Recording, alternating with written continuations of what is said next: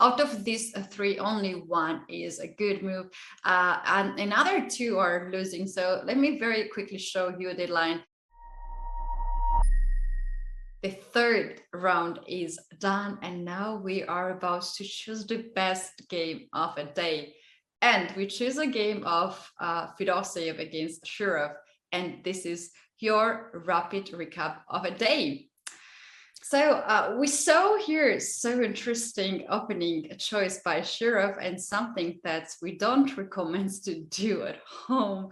And don't repeat this, because it ended really, really crucial for Alexei Shirov. And Benjamin, how this happened? Yeah, so Fedoseev opened the game up with the move 1d4. Shirov responded with d5, and they went into Shirov's main opening, the Slav. And after the moves knight f3, knight f6, knight c3, e6, this is all standard. Fedoseev chose a bit of a sideline. He played the move queen to d3, and Shirov continued here with this curious-looking move b6. The idea of b6 is to develop the bishop on a6 and attack the queen on d3. And when queen steps back, then this move and the bishop from here kind of slows down white's development, as e3 now will give up the bishop on f1 and the right to castle on the king side. So here white went for bishop f4 to control this diagonal, and after knight bd7 we had here queen a4 to attack the bishop on a6. And what was the way how Shirov played here to guard this bishop? Yeah, so Shirov played the move queen to c8, and here Fedoseev played a very strong move. He played knight to e5, and it's very difficult here for black to continue his development, because if you play a move like bishop e7, which looks like a very natural move, white has the move knight to c6, and it's very difficult to deal with this attack on the bishop on e7.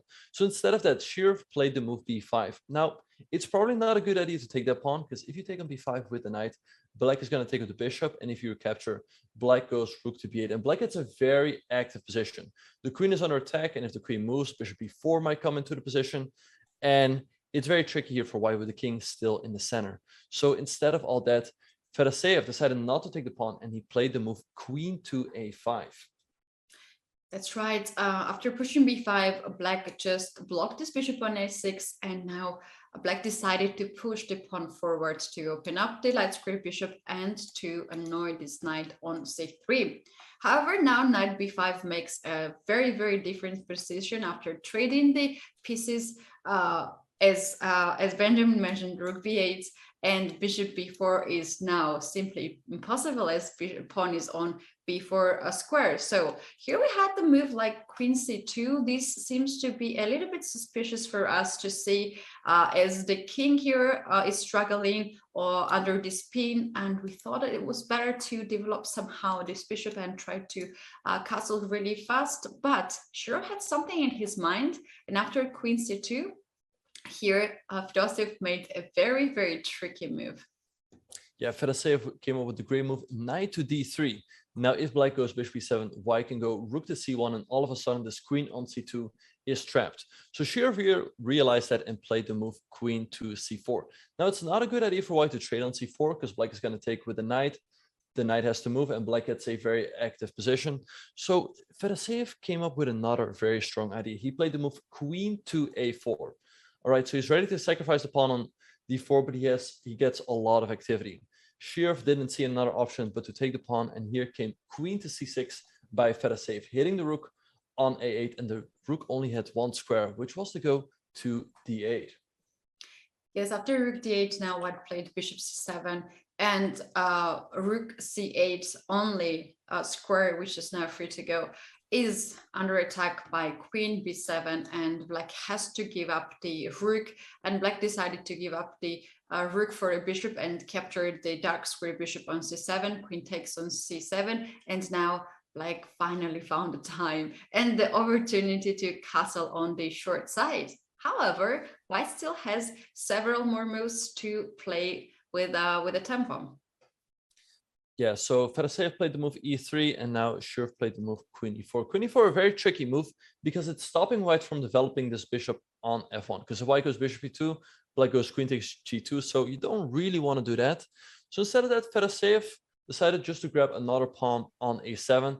Shirov castled, but putting the queen on a7 had another point. Fedoseev played rook to c1, activating that rook, and here Shirov played the move b3.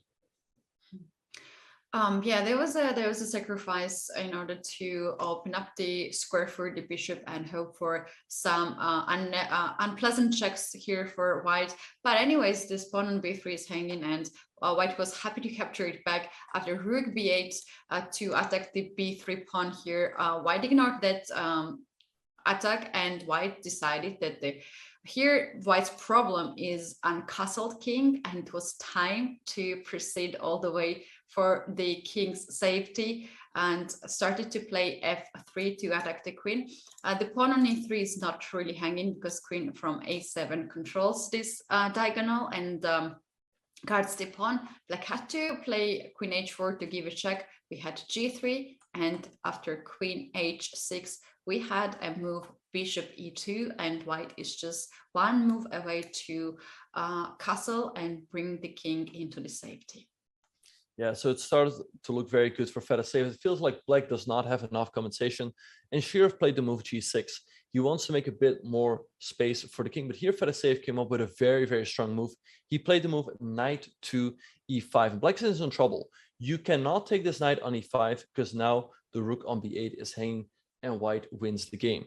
So Shirov realized that he couldn't really take the knight. He also didn't want to play a passive move like rook to d8. So instead of that, he played rook takes b3, but now he's sacrificing another piece. And Fedoseev took on d7, Shirov recaptured, and now Fedoseev took the knight on d7. Shirov still had some checks, but was it enough here? Yes, white here has three possible ways to continue to play king on f2 or f1 or d1. Out of these three, only one is a good move, and another two are losing. So let me very quickly show you the line with king f2. This allows black to play queen e3. And this seems to be a very bad situation for white, as now if king goes on g2, this bishop will be hanging. If king goes on f1, the rook will be hanging, and the situation will change dramatically here in favor of black. The other way, king if comes on d1, this also allows black to get this e3 pawn, and now the threat is really serious with queen d2. White can still guard this with rook c2, but there is some checks here or here, and this gives so much of activity to black, as you can see even engine sense here that it is equal position, and it's just comes on the equal situation here on the board. So only one move was winning here, and that was the move king f1, and why this is winning, Benjamin. Yeah, so king f1 was played by Fedoseev. There's simply nothing Shirov can do. He captured the pawn on e3, but now this doesn't have a check, and this gave Fedoseev the time to go rook to c7, and there's simply no way black can stop queen takes f7, which would lead to a checkmating attack. And so Fedoseev won this game with the white pieces, and now he's only half a point behind FIDE in the group. Yeah, that's right. Instead of taking on e5, there is one last check here. Shirov could give on h3, but after king f2, bishop d2 to give a double attack here. White has several moves, but the safest, which is here, rook to c3. After bishop takes c3, queen goes on c8, gives first a check, and now captures this bishop back. And as white had already an extra rook, white could always give back some material and keep the winning position, as white now has an extra bishop. So the game ended in this way. After queen e3 and rook c7, Shirov decided that it was time to resign, and the game was over in here. And this was your rapid recap of the day. So let's have a very quick look at all of the standings. So we see that in Group A, Dmitry Andreikin and Sam Shankland are currently in the lead with 2 points out of 3 games. However, if we have a very close look, we see that Sam Shankland has played 2 games with the black pieces, and Andreikin has played Andreikin has also played 2 games with the black pieces. So both of them still have very good chances But Crow is half a point behind with 1.5 out of 3. And for Alexander Grishuk, it is looking very, very tough. In Group B, we see that Anish Giri, he's looking very, very good. He has a 1-point lead over Nikita Vichkov. He's won his 2 white games, and today he comfortably drew his game with the black pieces. And Keddy, what are the standings in Group C?